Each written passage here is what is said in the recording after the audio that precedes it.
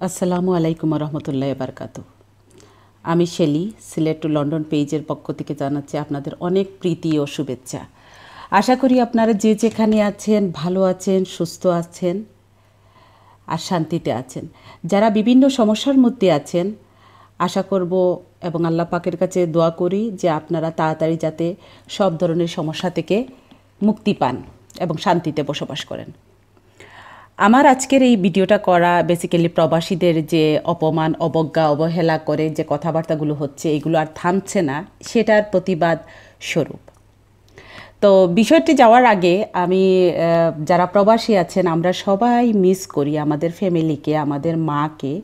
সেই মার উদ্দেশ্যে, মাকে স্মরণ করে আমি চাল্লান একটু গানের কথা বলবো। আর আশা করি আপনাদের সবারই ভালো লাগবে, আমাদের সবারই ভালো লাগবে, কারণ সবাই আমরা মাকে ভালোবাসি। আমার সকালে বিকালে দিবানিশি কাটে দুঃখে দুঃখে, আমার সকালে বিকাল দিবানিশি কাটে দুঃখে দুঃখে, ক্লান্ত মন আর শান্ত হয় না, মা যে নাই মোর পাশে গো, মা তো বাংলাদেশে। আমার ক্লান্ত মন আর শান্ত হয় না, মা যে নাই মোর পাশে গো, মা তো বাংলাদেশে।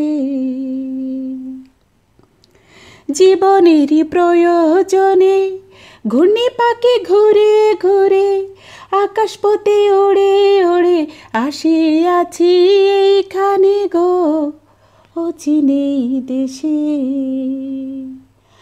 আমি সারাদিন না খেলেও, আমি সারাদিন না খেলেও মায়ের বুকে না এসে, মা তো বাংলাদেশে। আমার সকাল বিকাল দিবানিশি কাটে দুঃখে দুঃখে, সকাল বিকাল দিবানিশি কাটে দুঃখে দুঃখে, ক্লান্ত মন আর শান্ত হয় না, মা যে নাই মোর পাশে গো, মা তো বাংলাদেশে। আমাদের অনেক ত্যাগ তিতিক্ষা বিনিময়ে আমরা এই প্রবাসে বসবাস করছি, দেশের অর্থনৈতিক অবস্থায় কন্ট্রিবিউশন করছি, আমাদের ফ্যামিলিকে ভালো অবস্থানে রাখছি, এটাতে কোনো সন্দেহ নাই। আমি নিজেও একজন প্রবাসী। প্রবাসীদের যে মায়া মমতা, প্রবাসীদের যে কমল অন্তর, প্রবাসী যে ধর্মপ্রাণ কতটুক, সেটা প্রবাসীরাই ভালো করে জানে। তো যাই হোক, এই 2-4টা মেয়েরা যে অবস্থা শুরু করেছে, সেটা আসলে থামতেই চাচ্ছে না, একটার পর একটা। বাধ্য হয়ে, আমি নিজেও একটা প্রবাসী, আমার নিজেরও খারাপ লাগছে, যার জন্য বাধ্য হয়ে আমি এইখানে কিছু বলতে আসলাম। আমি জানি অনেকের হয়তো বা ভালো নাও লাগতে পারে, অনেকের একটু খারাপও লাগতে পারে। আমি কেউ যদি কষ্ট পেয়ে থাকেন, আমি আন্তরিকভাবে দুঃখিত, কিন্তু আমাকে এই কথাগুলো বলতে হবে। আমার নিজেরই খারাপ লাগছে প্রবাসী হিসাবে, যার জন্যই বলা। প্রথমে আমি দোষারোপ করব যে এই ভিডিওটা তৈরি করেছে, যদিও সে মাপ চেয়েছে, কিন্তু মাপ চাওয়ার পরেও কিন্তু সে এই ভিডিওটা ইউটিউব থেকে ডিলিট করে নিয়ে আমার জানা মতে, এরপর করেছে কি না বা করবে কি না আমি জানি না। একটা হলো মাপ চাইছে, তারপরে কিন্তু এই ভিডিওটা আউট করেনি, সেটা হলো এক বড় অপরাধ। সাবজেক্টটা সিলেক্ট করা আরও বড় অপরাধ। একটা কথা আছে না, ভাবিয়া করিও কাজ, করিয়া ভাবিও না। তো উনি না ভেবে এই কাজটা করে যে এই খেসারতটা, কিন্তু এখনও উনি, আশা করব যে উনি মাপ চাইছে, অনেকেই মাফ করে দিছে, কিন্তু এটা যেন উনি তাড়াতাড়ি ডিলিট করবে। 6টা মেয়ের কথা, এখন আরেকজন যুক্ত হয়েছেন, সুকন্যা, ওনাদের ফ্যামিলির সুকন্যা আরেকজন যুক্ত হয়েছেন। কালকে দেখলাম উনি স্কার্ফ বেঁধে করছেন। 6 জনের সাথে আরেকজন হইল 7 জন। আমি এই মেয়ে, তোমাদেরকে আমি বলতে চাই, তোমরা কতটুক জীবন দেখেছো, কয়জন প্রবাসীকে দেখেছো, কয়জনের কান্না শুনেছো, কয়জনের কষ্ট দেখেছো, কখনো দেখেছো, কখনো রিসার্চ করে দেখেছো যে প্রবাসীরা থাকে একজন মানুষ হিসাবে তাদের কি পরিমাণে কষ্ট হয়, কি পরিমাণে তারা অন্তরের মধ্যে অন্তরের যন্ত্রণা নিয়ে ভুগে? তোমাদের বোঝার ক্ষমতা নাই। বুঝবা কিভাবে? সারাদিন তো আছো শুধু ওই টই টম্বুর করতে করতে, যে এইদিকে ঠনঠনা ঠনঠন কোনো কাজে নাই, এই আড্ডা দিলা বন্ধুবান্ধবের সাথে, পড়াশোনা ঠিকমতো নাই, মা বাবার সাথেও ঠিকমতো কোনো কিছুই করতে চাও না, কোনো কিছু শেয়ার করতে চাও না। শিখবা কোত্থেকে তোমরা? তোমরা তো শেখার কথা না। আমি একটা একটা করে পয়েন্ট আসতেছি, যে যে যে কথাগুলো তোমরা রেজ করেছো, এই কথাগুলো আমি তোমাদেরকে বলতে চাচ্ছি, তোমাদের উত্তর দিতে আসতেছি।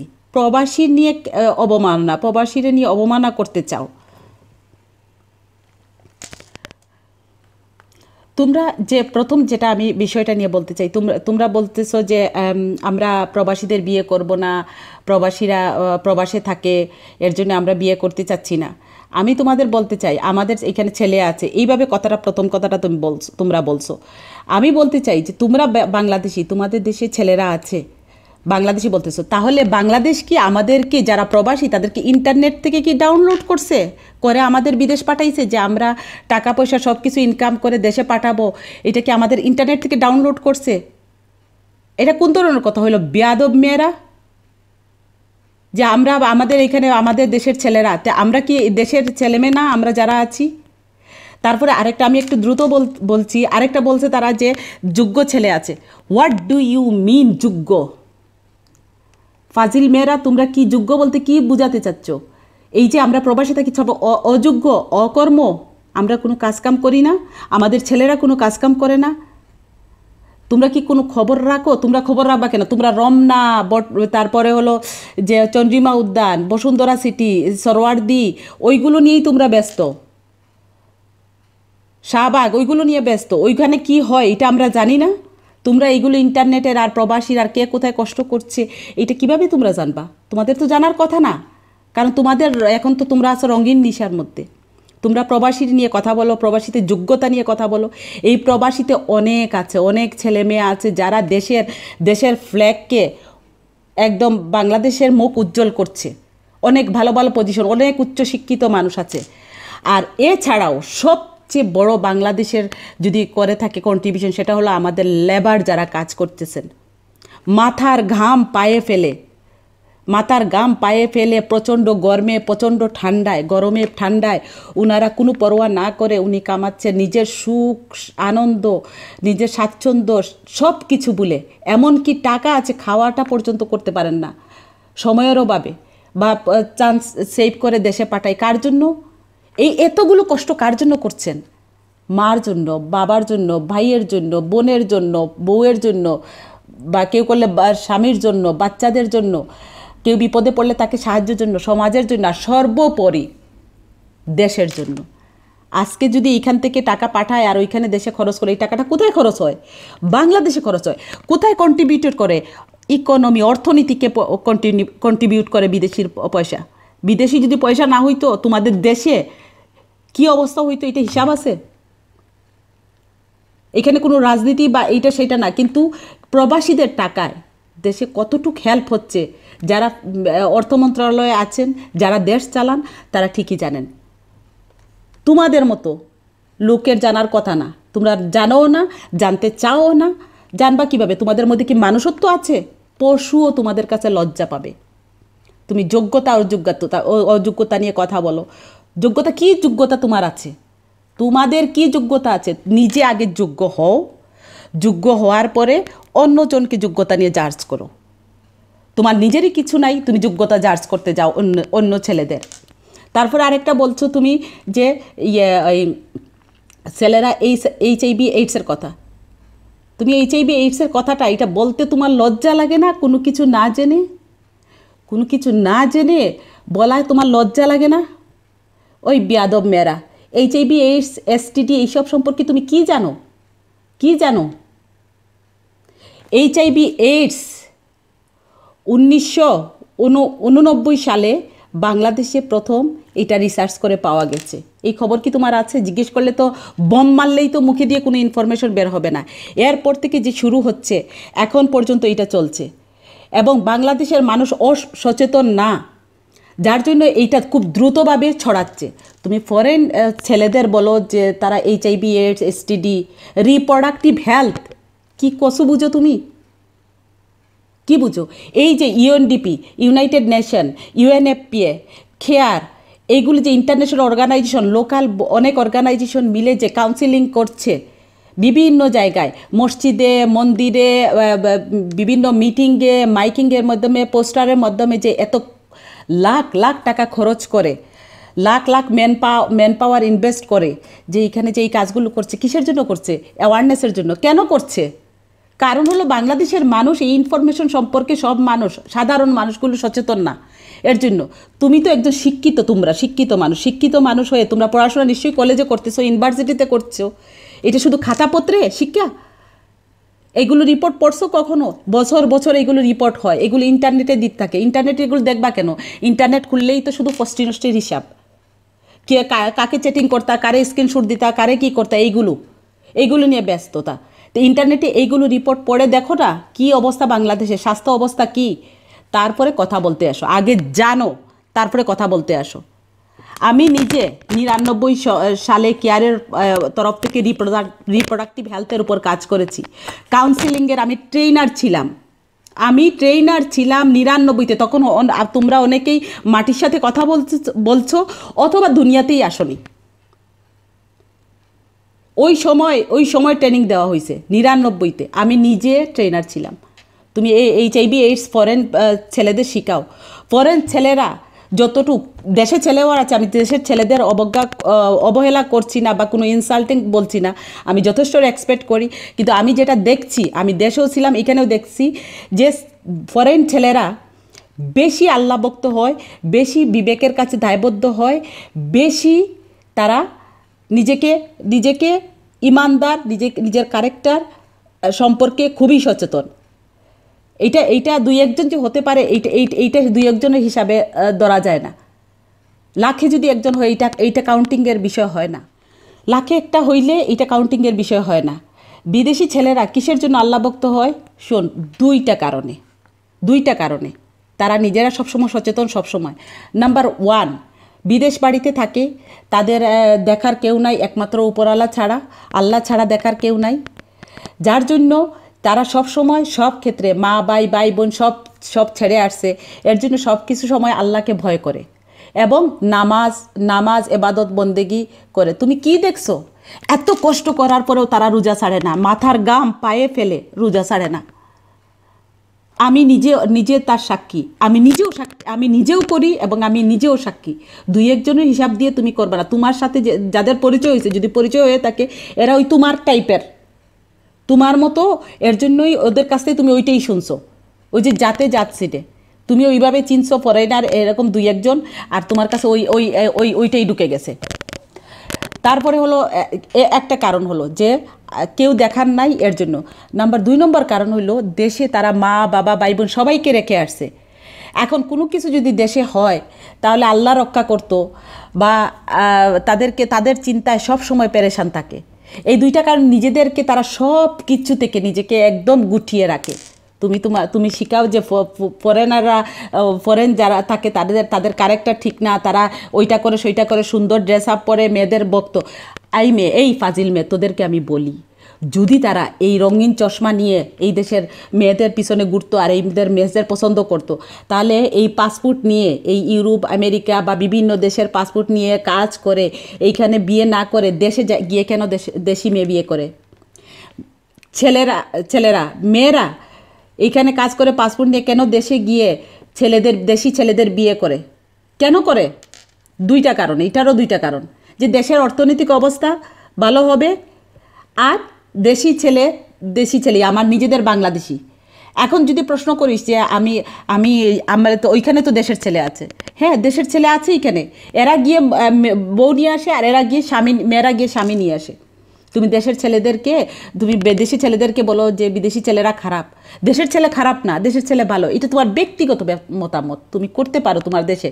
কিন্তু তুমি কি মনে করেছো এই ভিডিওটা যে এই কোনো তোমার ফ্যামিলি মুভি বানাচ্ছ? আর ফ্যামিলি মুভি বানানোর পরে তুমি তোমার মা বাবা ভাই বোন, তোমার বয়ফ্রেন্ড বা তোমার হাজব্যান্ড দেখবে, আর কেউ দেখবে না। সমস্ত বিশ্ব জুড়ে সব বাঙালিরা তোমার এই ভিডিওগুলো দেখছে, সব বিদেশিদের গায়ে লেগেছে। তুমি এইখানে এসে বললা যে বিদেশিরা ছেলে এইটা না সেইটা না, বিদেশে বিয়ে করবে না। এইটা কি তোমাদের শিক্ষা? এটা কি তোমাদের ফ্যামিলির শিক্ষা? তারপর তোমরা বলতেছো যে ছেলেরা অনেক বয়স হয়ে যায় বিয়ে করে। তুমি কি ভুলে গেছো তুমি যে দেশে থাকতেছো, তুমি যে সিটির মধ্যে থাকছো, এই সিটি ঢাকা সিটিতে বিয়ে হয়েছে, রেলমন্ত্রীর কথা কি ভুলে গেছো? রেলমন্ত্রী যে বিয়ে করেছেন কত বছর বয়সে, ওরা কি সুখেতে নাই? ওরা ওই যে রেলমন্ত্রী যাকে বিয়ে করেছেন উনি কি তোমাদের মতো? উনি কি সুখী নাই? উনি স্বেচ্ছায় বিয়ে করেনি? ওনার একটা বেবি হয়নি? এখন পর্যন্ত সংসার আছে না? তারপরে আরও দেখো শাওন যে বিয়ে করলো হুমায়ুন আহমেদ স্যারকে, কেন শাওন কি সুখী না? সুখী ছিল না? শাওনের ঘরে কি 2টা ছেলে হয়নি? শান্তিতে ছিল না? হুমায়ুন স্যারের শেষ পর্যন্ত শাওন কিন্তু কন্টিনিউ এখন পর্যন্ত সে হুমায়ুন তার স্বামীকে সে স্বামীর স্মৃতি ধরে রেখেছে, স্বামীর যেটা স্বপ্ন ছিল স্বপ্নকে লালন করছে। সে কি সুখী না? তো তো তো শুধু বয়সের সাথে কি এটা সম্পর্ক? ভালোবাসা বুঝতে হবে। ভালোবাসা কোথায়? ভালোবাসা অন্তর থেকে আসে, ওই টাকা পয়সা আর বয়স ওইটা দিয়ে না। বিদেশি ছেলেরা অনেক বেশি ভালোবাসে তাদের বউকে, অনেক বেশি। 2-1টা এক্সেপশনাল কেস হতে পারে, তো এটা যার সাথে হয় ওইটাও দেখো ও নষ্টা মেয়ে, ওই ছেলেটাও নষ্টা ছেলে, যাতে মিলে যায়। এখানে এক্সেপশনাল কেস হতে পারে সবখানে। দেশে কি তালাক হচ্ছে না? রিসেন্ট যে ঘটনা হলো, রিসেন্ট যে সঙ্গীতাঙ্গনে যে ঘটনাটা হইল, যে তাদের এত বছরের সংসার, 11 বছরের সংসার, একটা বাচ্চা আছে, তারপরে ভেঙে গেল কিসের জন্য? তারা তো দুজনই দেশে ছিল। কোনো একটা কারণ হতে পারে কোনো একটা কারণে তারা সেপারেট হতে পারে, করতে পারে, কিন্তু এটা তো তুমি গ্যারান্টি দিতে পারো না। আজকালকে নারী নির্যাতন কোথায় বেশি হয়? দেশে হয়। র্যাপ কোথায় হয়? দেশে হয়। পোশাক আশাকের কথা এইখানে বলো। আমরা অনেক পোশাক পরতে সাহস করি না, কিন্তু দেশের মেয়েরা এর চেয়ে অনেক অনেক অনেক ডেঞ্জারাস পোশাক পরে। কি করে আমরা জানি না? আমাদের কি কিছু অজানা আছে? আমরা দেশ ছেড়েছি প্রয়োজনের তাগিদে, কিন্তু দেশের খবর ছাড়িনি, দেশের আত্মীয় স্বজন ছাড়িনি, দেশের ভালোবাসা ছাড়িনি। এখনও আমাদের রন্ধ্রে রন্ধ্রে দেশ প্রেম ভরা। তুমি আমাদেরকে বলো আমরা দেশের ছেলে মেয়ে না? What a rubbish! তারপরে একজন মাফ চাইছে, আরেকজন এসে নাজিল হয়েছে। তোর সাহস থাকলে তুই মুখ খুলে আয়, বল। তুই তো নিজেই বিসমিল্লাই তোর গলদ। তুই না মুখ বেঁধে তুই এসে বলতে চাচ্ছিস ছেলেরা খারাপ। এই রিসেন্ট 2 দিন আগে ভিডিও দেখলাম, 1 দিন আগে। এসব কি? তোমাদের মতো মেয়েদের জন্য তোমরা মেয়েরা হলা কলঙ্ক। তোমাদের ফ্যামিলি এইসব দেখছে না? এই যে এত ধরনের প্রবাসী ছেলেরা বা দেশের ছেলেরাও এইভাবে যে খারাপ বলতেছে, দেশের মেয়েরা তোমাদের প্রতিবাদ করছে। তার মা, তার বোন, তাদের আত্মীয় স্বজন, তাদের সব দেশের মানুষ করেছে, তো প্রতিবাদ করছে। এটা আমাদের প্রবাস থেকে শুধু আমরা করছি। তোমাদের যে লজ্জা শরম একটু কম আছে সেটা বোঝা গেছে। যদি তোমাদের লজ্জাটা থাকতো, তাহলে ওই যে শেষে যে মেয়েটা আসলো এইরকম বেঁধে আসলো, যে মুখ বেঁধে আসলো, যে তার কি বিন্দুমাত্র তার লজ্জা শরম হয়নি? তোমার ব্যক্তিগত মতামত তোমাদের থাকতে পারে, তোমাদের ব্যক্তিগত মতামত থাকলে তোমরা ব্যক্তিগতভাবে তোমরা আলোচনা করো। তোমরা অনলাইনে ভালো জিনিস করতে হয়। অনলাইনে এইসব কথা বলে চিপ তুমি যে কথা বলতেছো, কি হেসে হেসে কথা বলতেছো, তোমাদের বলছি কারো যদি পারো উপকার করো, কারো ক্ষতি যদি করতে যাইও না, কারো মনে আঘাত দিতে যাইও না। এটা সব ধর্মে স্পষ্টভাবে দেওয়া আছে। কারোর সাথে প্রতারণা করা, কারো বিশ্বাসে আঘাত করা, কারো মনে কষ্ট দেওয়া, সব ধর্মে আছে। যদি উপকার করতে পারো না, কারো যদি দুয়া নিতে না পারো, কারো বদুয়া নিও না। বদুয়া নেবা জীবনটা বিনাশ হয়ে যাবে। অভিশাপ কি কঠিন জিনিস, সেটা কবরে গেলেও শান্তি পাবা না। অভিশাপ কবর পর্যন্তও যায়। কেন তুমি মানুষের অভিশাপ নিচ্ছ? কেন তোমরা নিচ্ছ? কোনো খবর নিছো কোনোদিন? কোনো ফরেনারদের খবর নিছো তুমি? যে এই সারা এই তুমি নিউজ পেপার, ফেসবুকে তো দেখো না, ফেসবুকে দেখবা কিভাবে? এইসব জিনিস তো দেখবা না। প্রবাসীদের যে সে কাজ করে এসে উপর থেকে পড়ে, কাজে গিয়ে উপর থেকে পড়ে মারা যাচ্ছে, রোড অ্যাক্সিডেন্টের কাজের সময় মারা যাচ্ছে, দাঁড়িয়ে আছে হঠাৎ করে হাত পা 2 দিকে ছড়াইয়া মারা যাচ্ছে। কার জন্য? ওই দেশের পরিবারের জন্য, ফ্যামিলির জন্য। আর এই যে ত্যাগকে তুমি এই দিকটিতে দেখতেছো তোমরা? তারা যে এই কষ্ট করছে, এই যে মন প্রাণ সঁপে দিয়ে এই যে কাজগুলো করছে, কার জন্য করছে? পরিবারের জন্য, মার মুখে, ফ্যামিলির মুখে একটু হাসি ফুটানোর জন্য। এই যে বন্যা হইল, এই বন্যা হয় তোমরা কি করছো? তোমরা তো নিজের চোখে দেখেছো না? তোমরা তো নিজের চোখে দেখেছো, কিন্তু আমরা তো এই নিউজে বিভিন্ন নিউজ পেপারে বা খবরে আমরা দেখেছি। আমরা সবাই আমাদের যে যা সাধ্য মতো, 5 টাকা হোক আর 500 হোক, কেউ 5 পাউন্ড, কেউ 5 ইউরো, কেউ 5 রিয়াল, যার যতটুকু সমর্থ হয়েছে আমরা একসাথে করে দেশের যতটুকু পারি আমরা বন্যা দুর্গতদের সাহায্য করেছি। তোমরা কি করেছো? কি করেছো তোমরা? এইটাকেও হেল্প বলে। এই যে বিদেশিরা যদি এখানে না করতো, তাহলে কাজ না করতো, কষ্ট না করতো, তাহলে এই মানুষদের সাহায্য করতো না। দেশে যখনই কোনো বিপদ আসে, যখনই কোনো ক্রান্তিকাল আসে, বিদেশিরা ঝাঁপিয়ে পড়ে। ইতিহাস গাওয়া আছে, এটা দেখবা না? পড়াশোনা করবা কেন? কোথায় কি আছে ওইটা ওইটা ওইটা খারাপ জিনিসে তোমরা বিজি। তোমরা প্রবাসীদের মাথার ঘাম পায়ে ফেলা যে ইনকাম, আর যে ইনকামটা করে আর যে ইনকামটা যায়, এইটার উপর তোমরা কথা তুলো, আঙ্গুল তুলো। এত বড় সাহস তোমাদের! কোথা থেকে তোমরা এই সাহস পাও? কার মদত পাও? আবার দ্বিতীয়বার আরেকটা মেয়ে আসে, লজ্জা করে না তোর আসতে? লজ্জা করা উচিত। তুই তো তোর ফ্যামিলির কলঙ্ক, তুই মুখ বেঁধে আসিস, তোর তো শুরুতেই তোর খারাপ অবস্থা। তুই তো জঘন্য একটা মেয়ে, এইটাই তার প্রমাণ। একটা ছেলে তোদের পক্ষে নিয়ে বলছিল না, দেখছো গণদুলাই দিছে। ধন্যবাদ লিটন গাজীবাইকে। গাজীবাই, আপনি প্রমাণ করেছেন, করে দেখে অন্যরাও করেছেন, সবাইকেই ধন্যবাদ। প্লাস আমি গাজীবাইকে স্পেশাল ধন্যবাদ দিই, কারণ হলো ওকে ইচ্ছা মতো রামদুলাই দেওয়া হয়েছে, এবং যারা এটা অ্যাকশনে গেছেন সবাইকে অনেক অনেক শুভেচ্ছা এবং অভিনন্দন। আমি যারা করে ফেলছে তাদেরকে বলতেছি যে এই দুঃসাহস, এইটা তোমাদের ক্ষমা চাওয়া উচিত।